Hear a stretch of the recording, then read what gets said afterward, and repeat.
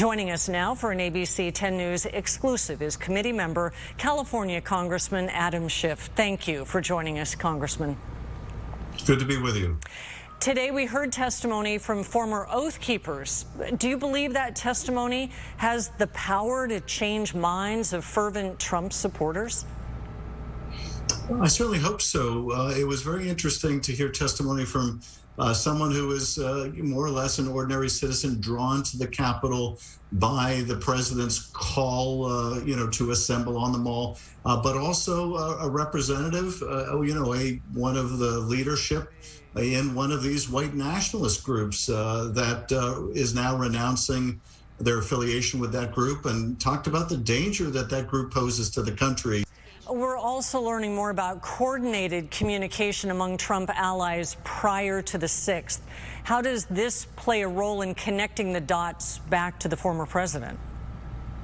I think this was part of the very important testimony today. That is, you had these militant groups, these white nationalist groups, these conspiracy-driven groups who prior to this time really didn't work with each other. They were quite insulated from each other.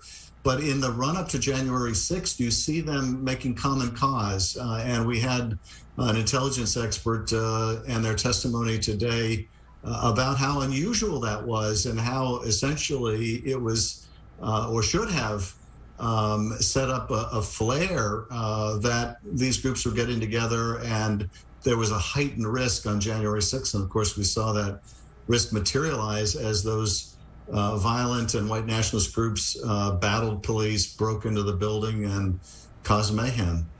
Also spoken about today, the results of these hearings will have a great impact on our future and the freedom that it represents. How will you ensure constitutional democracy going forward? Well, that's really our central mission.